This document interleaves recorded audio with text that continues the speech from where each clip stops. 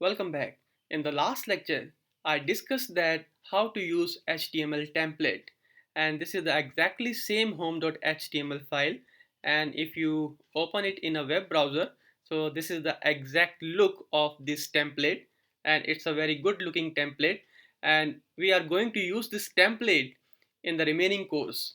Now, in this lecture, I am going to discuss about these two cascading style sheets. So these are the external style sheets, and we are using these style sheets in our present document.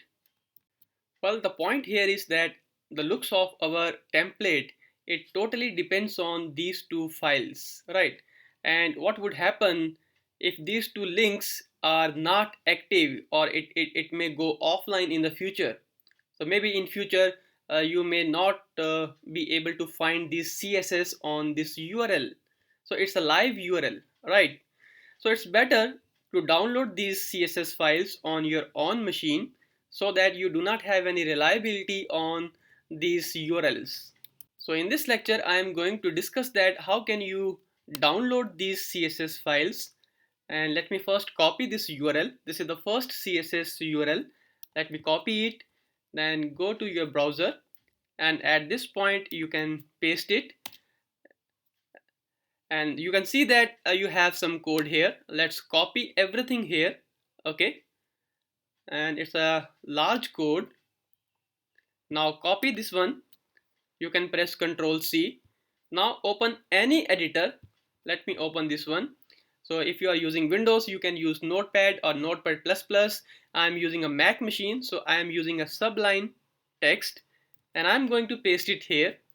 Now I need to save this file, and before saving it, let me tell you that what should be the name of this file.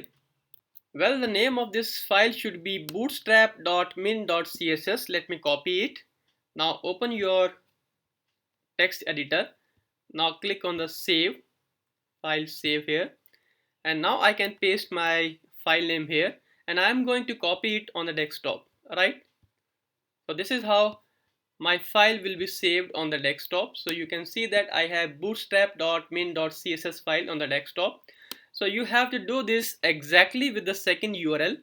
Just copy it and paste it in your web browser. Let me copy it, and now I can go to the web browser. I can remove the previous link, and I can copy the new link here. Just press enter, and now I got some code here. Now let's copy this CSS and save it in another file. Let me minimize it. I'm going to open my text editor. Now let me create a new file here. I'm going to open a new file here, and I'm going to paste the entire code here. Okay, and this file must be saved with the name.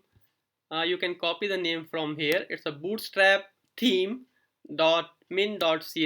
Let's copy it, and now let's click on the file save, and then you can paste the name here at this point, and I'm going to save it on a desktop. Okay, so now both the files are saved. Okay, let me show you. So these are the two files, and this is your project folder. So open your project folder and make a CSS folder here. So this is a folder within a folder. So I repeat that in a project folder you have to make a CSS folder, and you need to copy these two files in this CSS folder. So I already have these two files here. Okay, so I'm just going to delete these two because I have already copied these two files and I have pasted it in my CSS folder. Now you have to go back to your home.html file, and at this point you have to remove this particular information, this URL. Now you only need to specify the name of your folder and then the slash and the name of your CSS file, and you need to do this with the second URL also. Let me remove this one. So keep the CSS folder name here and then specify the name of your CSS file, right?